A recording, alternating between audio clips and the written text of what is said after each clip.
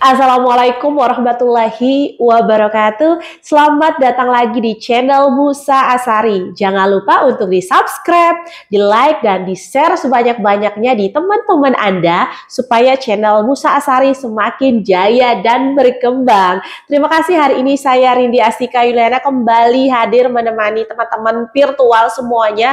Tadi kita udah ngobrol banyak ya, Prof. Musa ya, terkait tema pensiun, siapa takut. Nah, ini kita mau lanjut lagi ngobrol nih. Ini bukan tentang pensiun lagi ya, Prof, tapi kita mau ngobrol tentang bagaimana sih cara kita sebagai pengusaha awal, pembisnis pemula memulai manajemen bisnisnya. Nah, bagi Prof Musa, seorang pengusaha, seorang akademisi, budayawan, filsuf, mungkin punya banyak sekali cara, solusi bagaimana beliau dulu awal mula merintis usahanya, bagaimana jatuh bangun beliau merintis usahanya dan bisa berkembang pesat sampai saat ini. Sehingga tadi ada kaitannya, korelasinya dengan pensiun, siapa takut, karena memang sudah aman dalam segi finansial dan lain sebagainya, sehingga anti galau. Oke, Prof Musa, sehat kan, Prof? Sehat, sehat, alhamdulillah. Sehat nih uang tua, jiwanya tetap muda. Prof, ini banyak pertanyaan nih dari teman-teman virtual kita. Kan Prof Musa ini kan adalah seorang akademisi sekaligus seorang pengusaha. Nah, teman-teman kita tuh penasaran bagaimana sih seorang Prof Musa ya memanajemen bisnisnya sehingga bisa sesukses saat ini. Pasti kan ada jatuh bangun, nggak mungkin kan selalu running kenceng gitu kan, pasti ada fase-fase di mana di bawah baru tengah-tengah lo di atas. Itu gimana? Boleh dong cerita biar teman-teman yang lain punya semangat nih bagi pembisnis awal. Seperti saya juga ini kan seorang perintis awal gitu, Prof, butuh lah istilahnya informasi yang harus kami lakukan gitu. Iya. Saya memulai usaha itu modalnya kepepet. Ya. Modal kepepet. Kepepet karena di usia yang muda, saya menikah usia 23 tahun, itu saya harus menghidupi keluarga baru saya. Yang saya ketika itu belum bekerja. Satu-satunya jalan yang saya rintis adalah memulai usaha dari maklar. Dalam istilah sekarang adalah memulai usaha mengutamakan dengan pasar. Karena setiap usaha apapun tanpa pasar itu pasti bangkrut. Modal, teknologi, SDM, apapun yang menjadi bagian dari dunia usaha tidak bisa jalan kalau tidak ada pasarnya. Jadi saya memulai dari situ, dari pasar. Bahwa jatuh bangun sudah pasti, tapi mungkin sesi yang lain lah, bagaimana menghadapi kebangkrutan ya. Karena saya juga mengalami berkali-kali, bukan sekali. Nah, pertama yang kita harus bangun, usaha itu harus dimulai dari pasar. Setelah dari pasar, baru kita tarik ke produksi. Karena pasar itu kan menyalurkan produksi. Jadi kalau nggak ada pasar, nggak ada produksi, itu pasti jalannya nggak bagus. Macet ya, Prof. Macet. Orang punya pasar tapi nggak punya produknya juga nggak mungkin. Jadi kedua-duanya itu satu usaha awal yang harus rintis. Jadi pasar dan produksi. Setelah ada pasar, ada produksi, maka tahap ketiga adalah keuangan itu harus lancar. Karena kalau tidak ada kelancaran uang, maka produksi itu kan nggak bisa jalan. Karena produksi itu harus membeli bahan baku, harus membayari tukang-tukang, membeli alat bantu. Jadi keuangan harus menjadi bagian terpenting. Setelah ada pasar, ada produksi, lalu bagian keempat adalah peningkatan mutu. Karena kalau ada pasar, ada produksi, ada uang, modal untuk muter, tapi kalau kualitas produksinya jelek, pasar pun akan tutup. Jadi pasar, kemudian produksi, kemudian keuangan, baru quality control. Iya. Nah, saya memulai dari situ dengan SDM saya dengan istri. Iya, iya. Istri menangani keuangan, saya menangani pasar. Baru produksi itu saya mengambil orang luar. Saya mulai mengangkat produksi. Produksinya waktu itu masih awal, masih mengerjakan barang-barang yang dipesan. Iya. Baru setelah produksinya lancar, saya lalu mengangkat yang disebut dengan quality control. Iya. Supaya bisa jalan perusahaan itu bisa dengan baik. Jadi kalau sudah ada pasar, ada produksi, ada keuangan yang baik, ada quality control, baru itu minimal perusahaan itu bisa jalan dengan sehat. Kalau 4 hal itu enggak dimiliki oleh perusahaan, saya kira perusahaan itu akan mengalami kesulitan.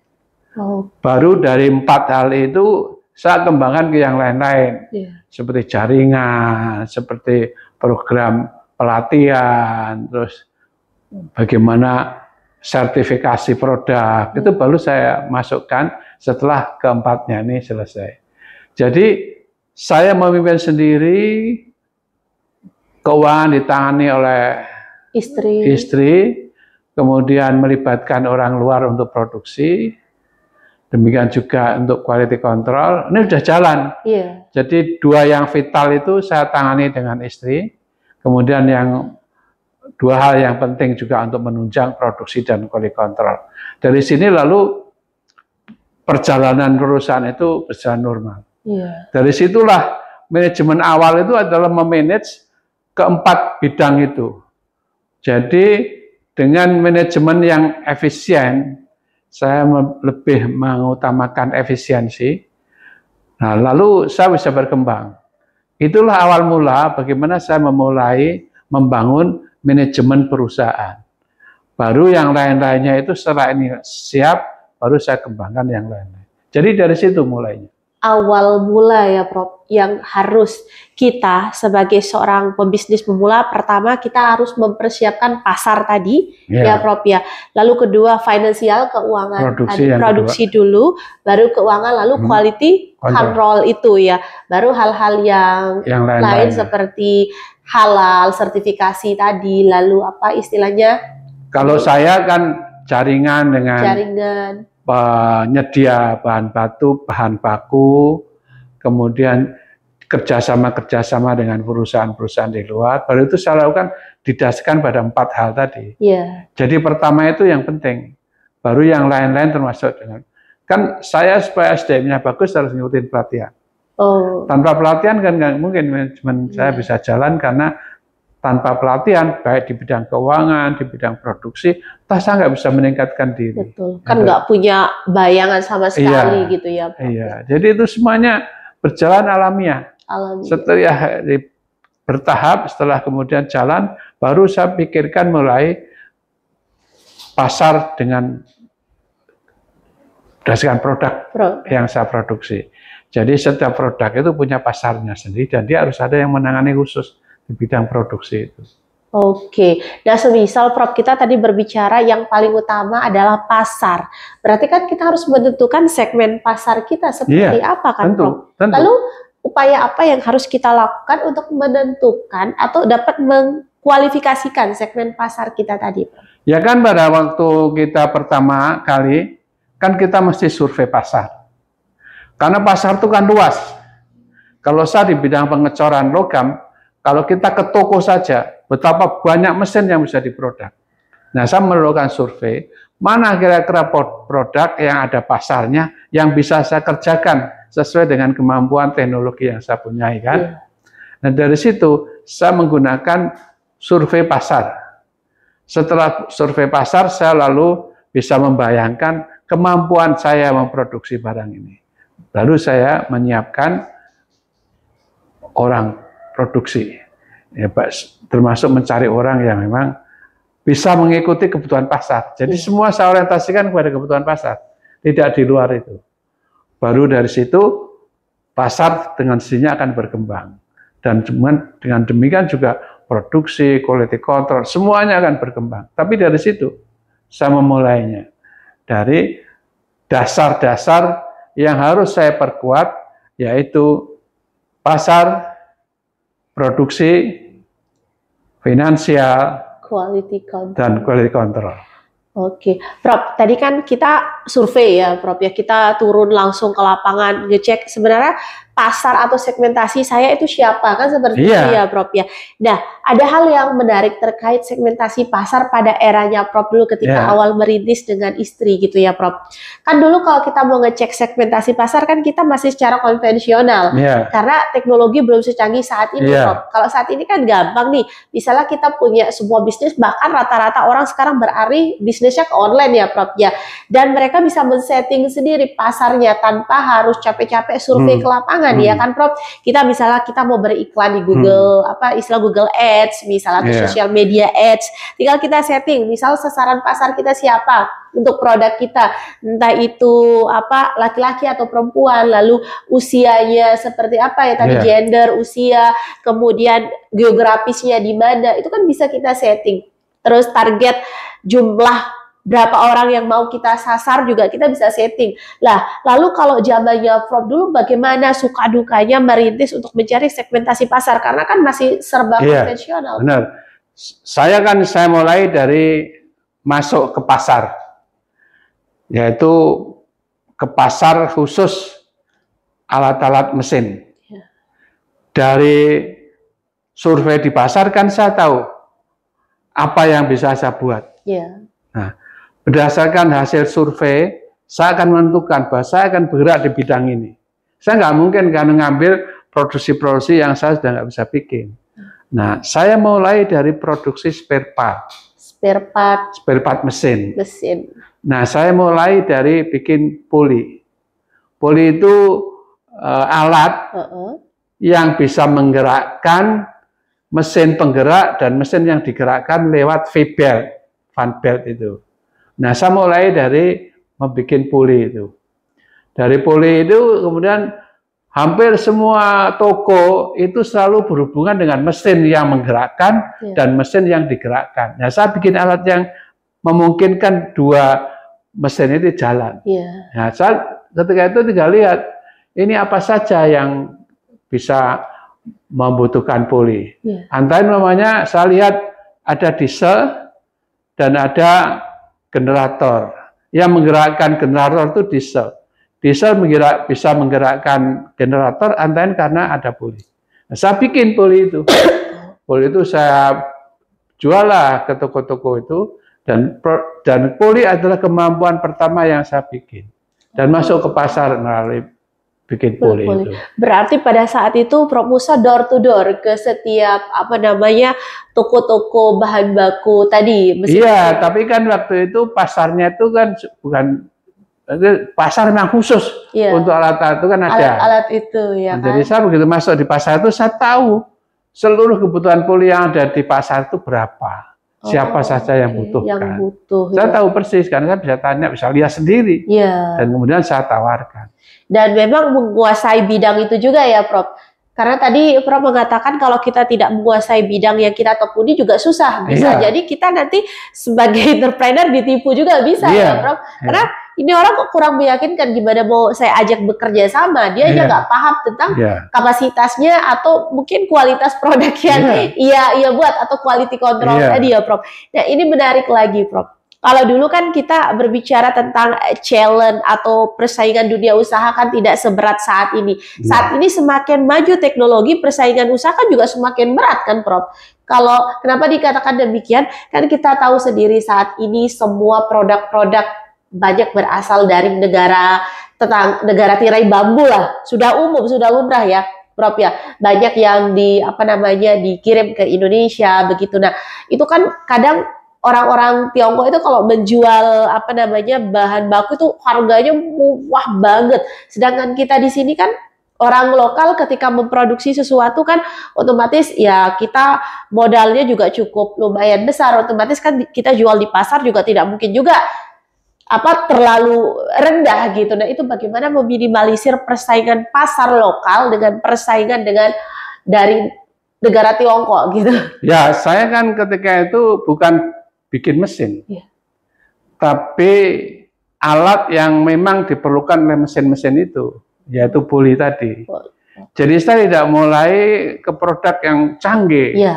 Nah, dari situ, tapi saya kan tahu berapa besar kebutuhan itu. Kan hampir semua mesin itu mesti membutuhkan V-bed, membutuhkan poli.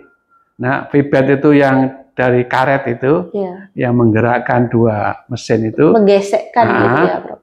Terus polinya itu yang tempat untuk muterkan itu. Ya, saya bikin poli. Dengan bikin poli, saya kan tahu langsung seberapa besar pasar saya. Iya. Ya, seberapa besar toko-toko itu menjual mesin, saya sudah langsung bisa ikut. Nah, saya tawarkan ke toko-toko yang menjual mesin. Lama-lama bukan cuma ke toko, bisa langsung ke pabriknya. Ke pabrik ya. Jadi begitu perkembangannya dari toko langsung ke pabrik. Sekarang yang saya melayani pabrik, sudah bukan melayani toko lagi. Ya gitu. Kira-kira tahapannya begitu. Tahapannya. Jadi kalau dulu awalnya kita masuk ke toko-tokonya gitu, istilah berjuang dari nol banget. Tapi kalau sekarang kan udah langsung ke manufakturnya gitu ya, Prof ya. Artinya memang suplai tangan pertama lah, yang yang langsung bekerja sama dengan bisnisnya Prof Musa. Dan itu kan skalanya bukan lagi berbicara skala mikro ya, Prof ya, di atas retail ya, apa istilahnya ya kalau berbicara pokoknya di pabriknya. Ya, pabriknya. Artinya kan itu sudah sangat-sangat besar. Nah, kan itu otomatis kalau kita berbicara tadi tentang, pasti kan Prof Musa ini salah satu bisnis Prof yang sukses, kan begitu. Artinya kalau kita berbicara sukses, adakah bisnisnya Prof Musa yang pernah gagal, pernah violet gitu? Mungkin nanti di episode selanjutnya kita juga akan membahas bagaimana sih cara mengelola mentalitas ketika kita mengalami kegagalan, violet atau bangkrut. Tapi nanti kita akan bahas itu di episode selanjutnya. Namun mungkin sedikit klise saja, Prof, untuk teman-teman yang mulai bisnis. Prof Musa kan pasti pernah ya mengalami atau kegagalan. Nah, itu apa, Prof, yang membuat Prof terus ya udah bertahan lagi walaupun pernah gagal gitu? Saya ini tidak pernah studi mesin. Saya tidak pernah studi teknik. Saya juga tidak pernah studi metalurgi. Tapi saya menjual produk teknik, produk metalurgi, menarik ya, produk mesin.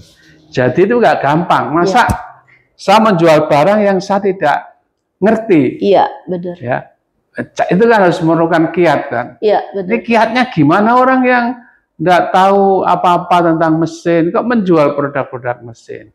Pasti orang tidak percaya. Gitu. Gimana orang yang tidak mempunyai kekuatan di bidang teknik kok menjual produk teknik? Apa ada orang yang percaya kepada saya? Nah, disitulah ada sebenarnya ini persoalan psikologi juga ya. Artinya bagaimana meyakinkan pembeli. Itu kan persoalan bagaimana cara saya memengaruhi orang. Iya, benar. Dan dunia aktivis saya sebagai aktivis di kampus, saya kan tiap hari kegiatannya memengaruhi orang. Iya, ketemu orang banyak gitu ya, Pak. Iya.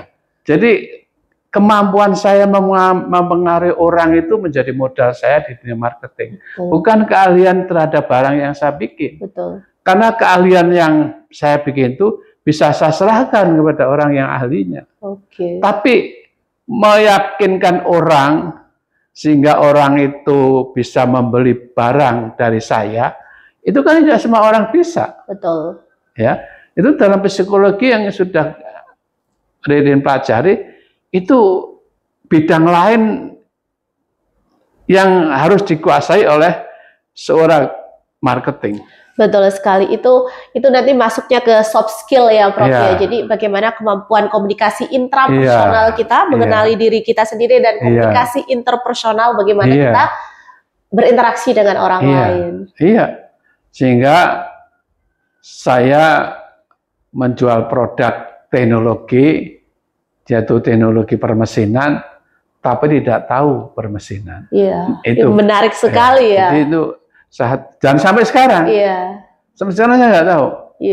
Nah, disitulah yang kemudian setelah manajemen itu berkembang, saya baru beli tenaga ahli. Jadi seorang metalurgi, saya undang orang, digaji, Sehingga saya tahu semua hal yang berkaitan dengan mesin. Iya. Tapi kalau orang itu tanya kepada saya nggak bisa jawab. Oke. Saya bawa aja karyawan saya yang ahli, suruh dia jawab. Betul. Tapi supaya saya bisa mengikat pembeli, saya kan harus punya kemampuan psikologi supaya dia tertarik dengan banyak hal. Betul. Nah, sebagai aktivis kan saya tahu banyak hal. Betul. Tahu politik, tahu sosial, tahu agama, tahu pendidikan. Dan ini yang saya jual. Betul. Karena begitu orang itu diterima secara pribadi dan dipercaya, maka barang apapun yang saya tawarkan pasti laku. That's true, betul sekali. That's point ya teman-teman. Dan sebenarnya yang paling mahal itu apa sih teman-teman? Ada yang tahu nggak? Kalau tahu nanti tulis di kolom chat.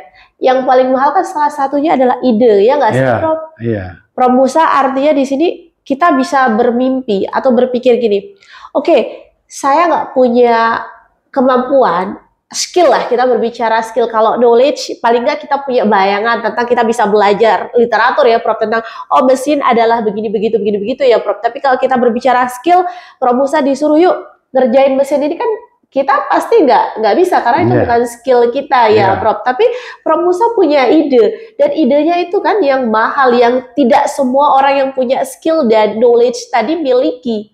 Benar nggak sih Prof? Iya. Karena kebanyakan kalau kita berpikir, walaupun gini Prof, ada istilah, Prof Musa masih ingat Susi ya, mantan Menteri Kelautan ya. Beliau kan kalau nggak salah nggak lulus SMA ya, kalau nggak salah mohon maaf, kalau salah mohon dikoreksi gitu ya. Tapi beliau bisa merekrut karyawan yang berpendidikan S1, S2, bahkan S3, punya Susi Air gitu ya. Dan itu adalah sebuah yang sangat menginspirasi. Dia nggak lulus, nggak sampai kuliah, tapi bisa sesukses itu dan merekrut orang-orang memiliki skill, memiliki knowledge menjadi anak buahnya, kan begitu ya Prof. Walaupun tidak semua ya, dari 100 atau 1000 Susi paling hanya 1-2 Susi yang bisa sesukses Susi Pujastuti, kan gitu ya Prof. Iya. Ya kan, benar ya. Artinya kalau kita berbicara konteks itu, ini hal yang menarik bagi teman-teman yang baru merintis usaha. Kadang-kala kita kan takut gini Prof, bagaimana sih cara kita memulai sebuah usaha tapi ini bukan that's my passion gitu, bukan passion saya. Nah itu bagaimana Prof untuk melawan rasa ketakutan? Tadi kan Prof bisa tuh, ini bukan passion Prof tapi bisa. Itu gimana cara kita menang? Itu sebenarnya ada di dalam ilmu leadership. Iya. Saya bisa nggak menjadi pemimpin perusahaan? Karena kalau seorang pemimpin perusahaan, dia harus bisa dipercaya oleh semua karyawannya. Nah ini yang saya isi.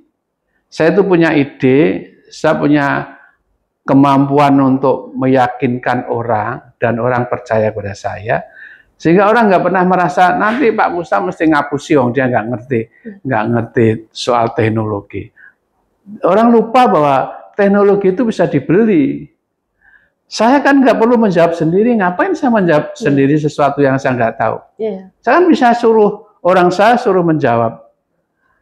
Ya, itu yang saya tunjukkan kepada dunia bisnis saya, sehingga orang-orang itu percaya bahwa saya bisa memproduksi barang yang dia perlukan. Betul. Kenapa? Karena saya punya orang-orang yang kompeten di bidang itu. Betul. Jadi orang nggak ragu. Betul. Bahkan saking keinginan saya untuk mengambil kepercayaan pelanggan dengan kuat, saya sering ngomong sesuatu di luar bisnis.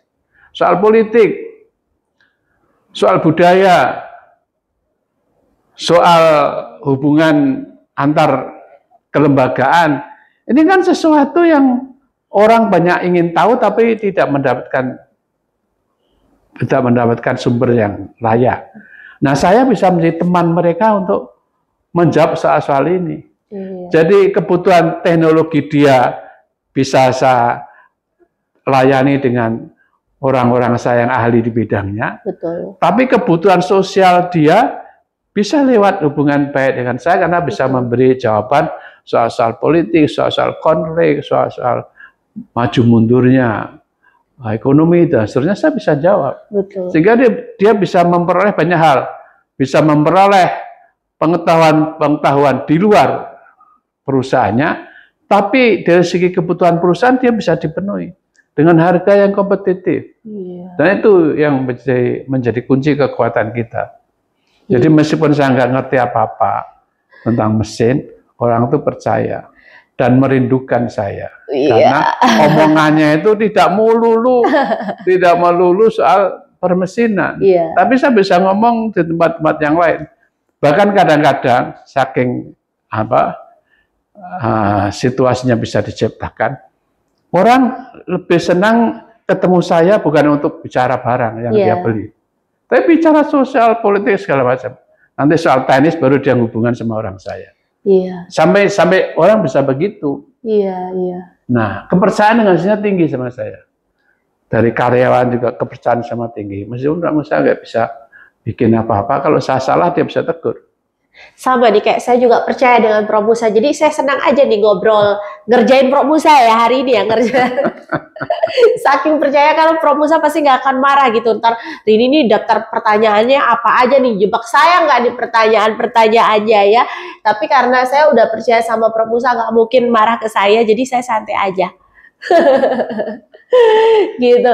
Dan banyak hal yang benar. Dosa orang memarahi kamu. Moga-moga Prof. Nah, menarik ya terkait apa yang kita diskusikan hari ini dengan Prof. Musa, bagaimana cara kita sebagai seorang pembisnis pemula untuk melakukan manajemen bisnis. Saya jadi teringat seringkali mendengar kata-kata hebat ya, kata-kata mutiara lah. Orang mengatakan bila seekor anjing menjadi pimpinan dari banyak macan, maka macan-macan itu akan menjadi seperti anjing. Tapi kalau misalkan ribuan anjing dipimpin oleh seekor macan, maka ribuan anjing itu akan menjadi seperti macan. Jadi memang tergantung siapa yang menjadi leadernya ya, Prof ya. Kalau leadernya adalah macan ya, maka semua akan menjadi macan yang kuat, kan begitu ya, Prof. Dan ini adalah hal yang saya lihat bagaimana Prof Musa mampu memimpin, menjadi seorang leader di atas leader bagi para macan-macan yang luar biasa hebat, kan begitu ya? Ya bukan macan tutul ya, ini jangan sampai nanti salah pengertian ini macan tutul apa bagian bukan ya. Ini kita hanya istilahnya diksi saja begitu ya, Prof ya. Ya macan belang, asal jangan hidung belang. Ya benar, macan belang asal jangan hidung belang. Macan belang nggak sih, Prof? Belang dong. Belang ya. Saya malah lupa. Bukan ini, kalau yang ada di rumah-rumah tuh macan apa, Prof? Macan bodoh. Pasti. Macan mau dipelihara orang. Itu mesti macan bodoh. Macan bodoh.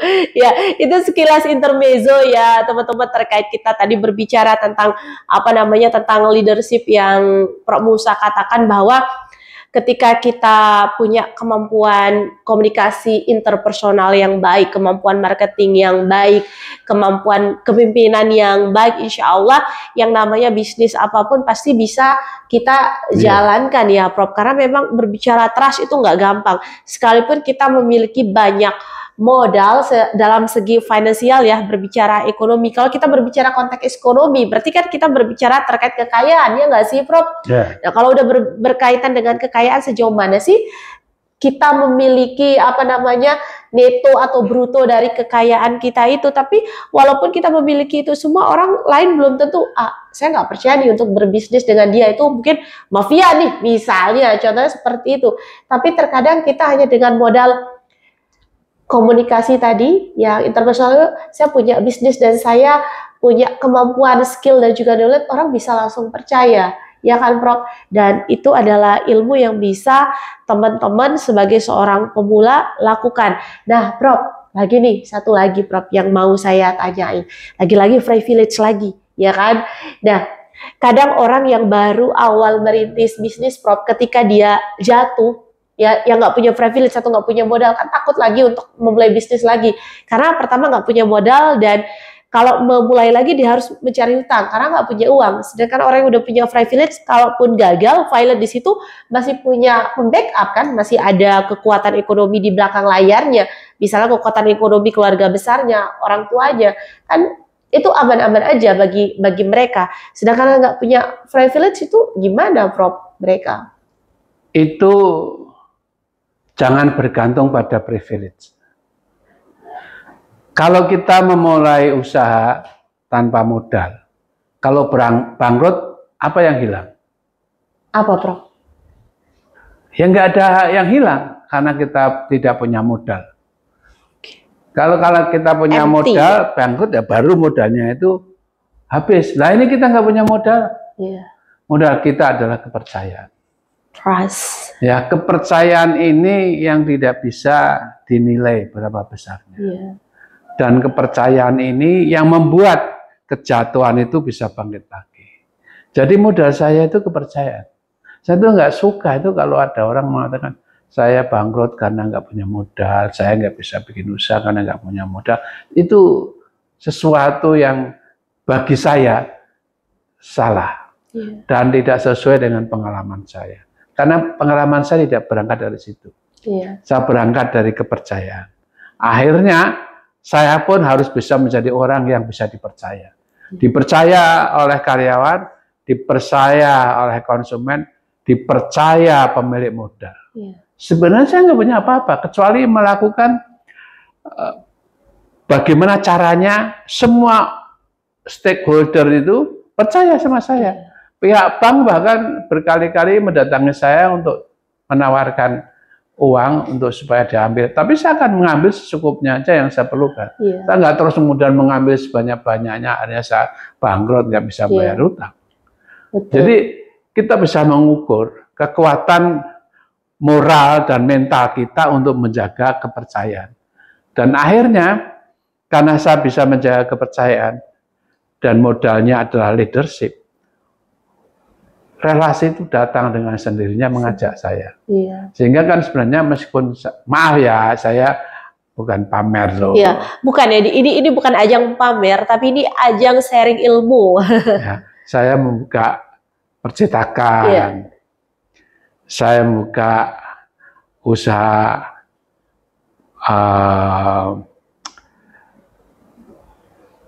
alat-alat untuk produk-produk kayak AC segala macam.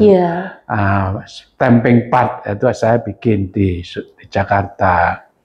Kemudian saya juga buka pendidikan. Kenapa ini bisa kesana kemari? Ya karena sebenarnya jaringan itu datang dengan sendirinya. Meskipun saya diam duduk manis, orang itu datang menawarkan kepada saya, mengajak bisnis saya. Baru saya hitung-hitung, mana yang kira-kira aku minat dan mana yang kira-kira aku untung, ya aku ambil. Tapi yang tidak, enggak. Saya enggak serakah kemudian mau ambil semuanya. Yang aku bisa aja. Nah dari situ sebenarnya memulai dunia bisnis itu tidak dari privilege. Tapi dari modal kepercayaan. Sehingga kalau saya bangkrut, saya nggak kehilangan apa-apa secara materi. Ya, sehingga saya bisa bangun lagi. Sehingga saya nggak suka kalau ada orang, saya masih bermodal untuk bikin usaha. Itu omong kosong, jangan percaya itu. Betul. Ya, jadi kalau kamu bekerja dengan modal, malah rencana kemungkinan bangkrutnya besar. Iya, benar. Dan akhirnya kalau kamu memulai usaha dengan modal, maka Anda menjadi materialis. Betul Dan sekali. itu yang bisa matikan perusahaan. Tidak memandang orang sebagai orang, tapi sebagai bagian dari rencana bisnis dia. Dan saya nggak pernah mau melihat itu. Ya, saya nggak ingin saya menjaga uang atau menjaga kekayaan. Biar kekayaan yang menjaga saya. Betul. Hidup menjaga uang, wah, itu penderitaan yang paling besar. Masa menghamba pada uang? Gimana? Jadi nggak pernah mau. Jadi karena itu saya tidak menjaga uang saya, tapi uang yang menjaga saya. Kalau saya menjaga uang 24 jam nggak bisa tidur, gimana kalau dimalingi? Iya, betul. Karena saya bilang jangan takut kehilangan. Apalagi kita ini kan ada di alam fana ya, Prof ya. Sejauh mana sih kita di alam fana ini, kan begitu ya konteksnya. Jangan kita takut kehilangan. Betul. Karena orang yang takut kehilangan, dia nggak nyaman dari hidupnya. Jadi kalau kita nggak takut kehilangan, karena kita nggak punya apa-apa, jadi apa yang kita takuti? Betul. Kita punya kepribadian, punya kekuatan mental itu yang tidak bisa dicuri orang. Betul. Harta bisa dicuri dan kita bisa cari gantinya, tapi kalau mental sama kepercayaan mana bisa dicuri orang? Nggak bisa ya. Mentalitas dan trusting itu harga mati ya, Prof. Meskipun tubuhku bisa dijual ya, bisa dibeli ya, bisa nggak sih? Ya, duh, saya jadi blank nih teman-teman dia. Saya jadi berpikir, tuh, ya sebenarnya bisa-bisa aja, apa sih yang nggak bisa di selama apa tidak ada yang baru di bawah matahari, benar nggak? Iya. Oke, Prof. Ini saya mau nanya nih, Prof. Terkait apa yang Prof katakan, mungkin dulu ketika awal-awal merintis bisnis, begitu kan istilahnya yang mengejar bola kan Prof Musa. Ya kan? Nah, tapi sekarang setelah sudah sukses, otomatis bola yang datang ke Prof Musa. Banyak orang datang hilir mudik gitu menawarkan bisnisnya untuk bekerja sama atau istilahnya meminta bantuan modal, mungkin saya tidak tahu begitu ya ke Prof Musa. Nah, itu bagaimana cara Prof Musa membedakan sebagai seorang pembisnis yang ulung, mana yang pragmatis dan mana yang oportunis gitu atau opportunity gitu. Jadi kalau saya mau bekerja dengan orang itu selalu saya mencari nilai tambah apa yang saya peroleh dan dia peroleh. Iya. Kalau bisnis itu nggak mempunyai nilai tambah, ya buat apa? Iya. Kita hanya hidup sengsara aja untuk mengejar uang, iya, untuk menjaga uang. Sudah itu hidup yang paling sengsara. Iya. Jadi takut uangnya hilang. Nah, uang hilang kan biasa aja. Jadi yang penting itu tadi, kita harus bisa, yang utama dalam hidup itu apa? Uang itu penting. Karena segalanya butuh uang. Iya. Tapi uang bukan segalanya. Iya. Nanti saya kira ini yang harus dijaga ya, supaya kita hidup itu menjadi pengusaha juga bisa tidur nyenyak. Iya. Ngapain jadi pengusaha nggak bisa tidur? Benar. Itu kerugian besar. Tidur tuh enak loh. Ya, iya. Udah di sini aja. Saya teruskan, nanti dia blank lagi. Satu lagi, nggak selesai ya diskusi kita hari ini. Nah ini Prof, ada yang menarik bagi seorang pembisnis pemula. Ya kan kita berbicara tadi tentang quality control, ya kan Prof. Tapi kan selain kita berbicara tentang quality control, ada istilah kuantitas dan kualitas dalam memproduksi sesuatu. Baiknya bagi seorang pembisnis awal yang sudah memiliki jejaring, yang sudah memiliki pasar, segmentasi pasar, mana sih yang harus kita depankan, kualitas atau kuantitas gitu? Iya, pada akhirnya kualitas yang utama. Karena dengan kualitas yang baik, maka kita mendapatkan kepercayaan dari pasar yang baik. Walaupun kita jual dengan harga yang lebih high gitu. Iya. Sekarang kalau soal harga, persoalannya bukan satuan kualitas, tapi kualitas yang dikuantitaskan. Kalau kita memproduksi barang itu dengan alat-alat yang standar, maka barang-barang itu akan ngikutin standarnya. Iya. Jadi saya nggak pernah berpikir bahwa kualitas itu sama kuantitas itu berlawanan. Kualitas itu harus dikuantitaskan. Kalau tidak dikuantitaskan, dia nggak bisa menjual banyak dong. Iya, benar. Akhirnya kita bikin produk berkualitas tinggi, tapi cuma 1, 2, lah ngapain? Edition gitu ya. Ya ngapain? Kita kan banyak, tapi berkualitas. Alright, ini menarik sekali karena kadang kita sering mendengar istilah, wah kita harus depanin kualitas daripada kuantitas, atau ya udah saat ini yang penting kuantitas dulu, kualitas urusan belakang kalau udah punya banyak modal atau pangsa pasar atau segmentasi pasar kan begitu.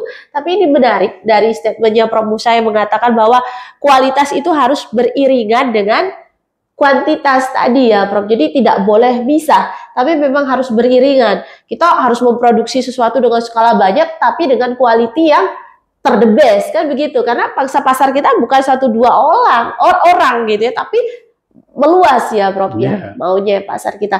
Dan itu yang perlu dilakukan oleh para pebisnis pemula ya. Jangan sampai poin-poin tadi di nomor sekiankan atau mengabaikan tadi kuantitas dan kualitas. Perlulah untuk dikolaborasi antara kualitas dan kuantitas. Dan jangan lupa bagi seorang pebisnis pemula yang harus dilakukan adalah ingat, marketingnya harus ditingkatkan, lalu produksinya itu juga harus ditingkatkan, lalu keuangan juga berpengaruh ya Prof, dan juga quality control. Yang lain-lain seperti jejaring dan juga sertifikasi itu by proses. Dan jangan lupa juga privilege itu bukan harga mati, yang penting trusting dan kemampuan leadership. Sampai jumpa lagi di konten Prof Musa selanjutnya. Jangan lupa untuk di subscribe, like, dan di share sebanyak-banyaknya supaya channel Prof Musa semakin berkembang.